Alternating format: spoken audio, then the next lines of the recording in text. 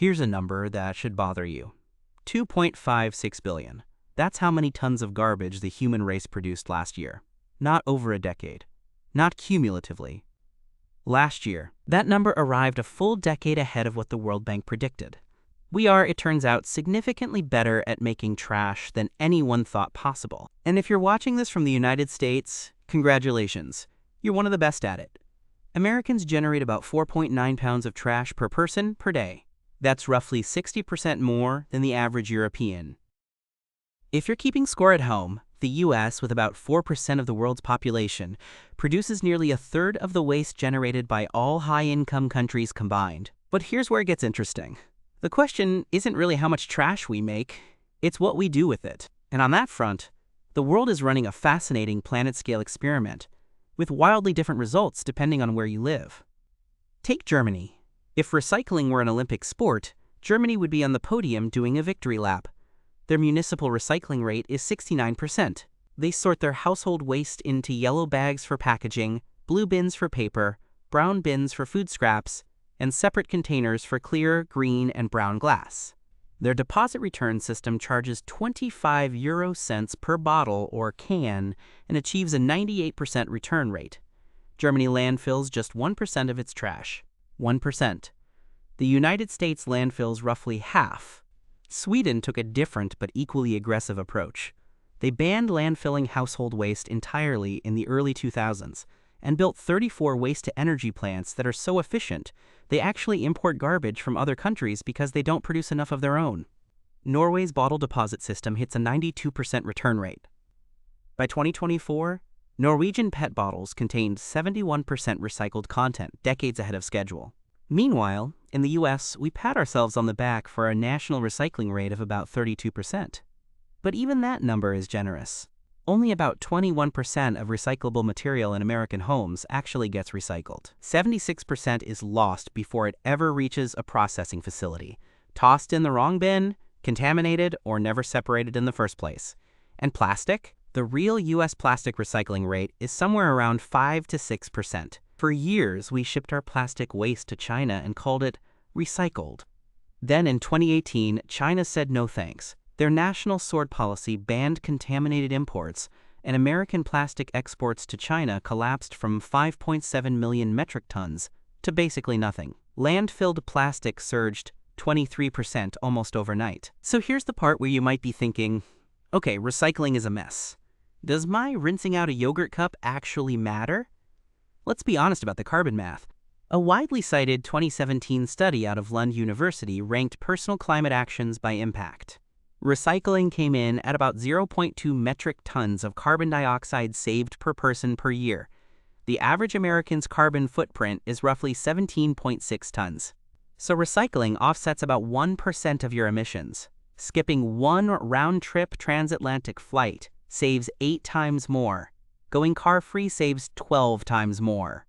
A single private jet flight, 1 hour in the air, wipes out the entire annual recycling effort of somewhere between 10 and 18 average households.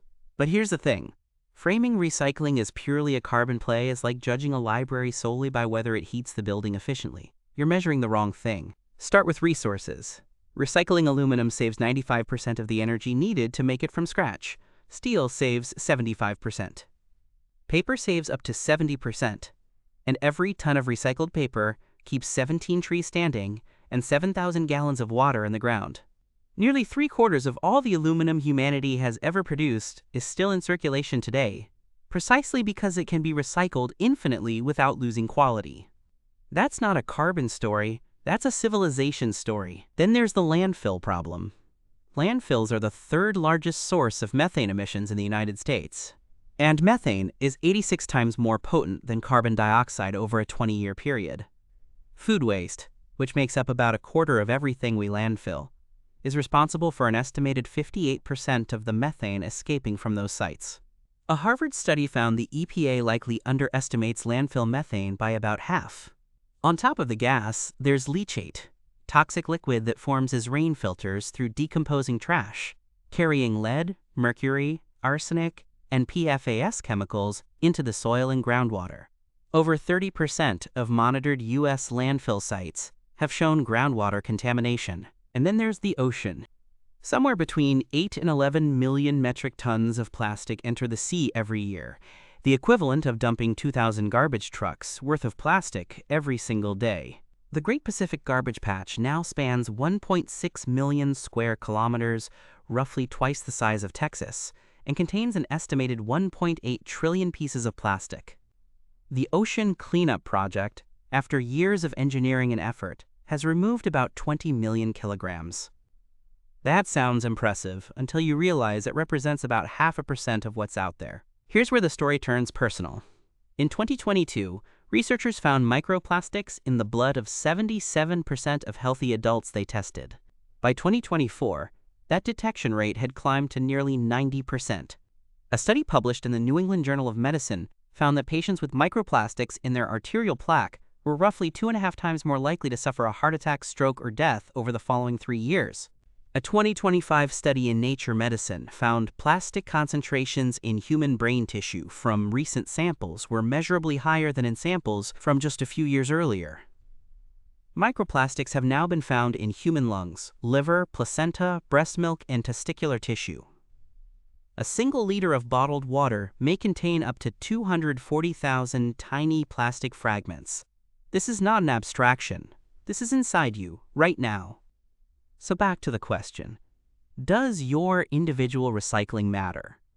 The carbon math says it's modest, but the behavioral science says something far more interesting. Researchers call it behavioral spillover, the documented phenomenon where performing one pro-environmental action strengthens your environmental identity, making you more likely to take the next one. Studies across multiple peer-reviewed journals show that people who start recycling are more likely to change their purchasing habits, support environmental legislation, and adopt other green behaviors. One Canadian study found that participation in a municipal food waste program increased engagement in both general recycling and environmentally responsible shopping. And those individual choices ripple upward. The U.S. market for recycled plastic packaging is projected to nearly triple, from $17.6 billion in 2023 to $47.5 billion by 2033. That growth isn't happening because of regulation alone. It's happening because consumers demanded it. That demand pushed Coca-Cola to pledge 50% recycled content in their bottles, pushed over 500 companies towards sustainable packaging targets, and pushed 5 U.S. states to pass extended producer responsibility laws, with 9 more in the pipeline. Earth Day 1970 started with 20 million ordinary Americans showing up. It ended with the creation of the EPA, the Clean Air Act, and the Clean Water Act. Individual action built the political infrastructure. It's also worth knowing that recycling looks very different in much of the world. An estimated 15 million people globally make their living as informal waste pickers, salvaging recyclables by hand from dumps and streets. India alone has roughly 6 million. Brazil's organized waste picker cooperatives have gained legal recognition. Cairo's Zabaleen community achieves a 74% recycling rate through sheer human effort, outperforming the formal systems of most wealthy nations. These workers recover 20 to 50% of waste in many developing country cities, often without safety equipment or recognition. So what can you actually do? More than you probably realize. Beyond the blue bin, which handles paper, cardboard, glass, aluminum, and plastics 1 and 2, there's composting, which tackles the single biggest landfill contributor. There are deposit return programs in 10 U.S. states, e-waste recycling through manufacturer take-back programs at Apple, Dell, Best Buy, and Staples, battery recycling through drop-off programs at most hardware stores, and lead-acid car batteries already hit a 99% recycling rate, the highest of any consumer product. Textile recycling is still early, but growing. California just mandated free clothing recycling programs by 2030. TerraCycle runs over 100 brand-sponsored programs for hard-to-recycle items like snack wrappers and Brita filters. And food waste apps like Too Good To Go connect you with surplus food at a discount, keeping it out of landfills entirely. Here's the honest case for recycling. It won't single-handedly solve climate change. A private jet burns through your annual recycling savings before it reaches cruising altitude. The global livestock industry emits 7 times more greenhouse gas than all of aviation combined. These are problems that require structural, systemic solutions. But recycling is the floor, not the ceiling. It's the entry point. It conserves resources with stunning efficiency. It keeps poison out of the ground and plastic out of the ocean. And, increasingly, out of your bloodstream. It creates the markets, the habits, and the political will that make bigger changes possible. The world is making 2.56 billion tons of garbage a year. That number is going up. The question isn't whether your recycling matters, it's whether you're willing to be part of the answer, knowing full well it's only the beginning of one.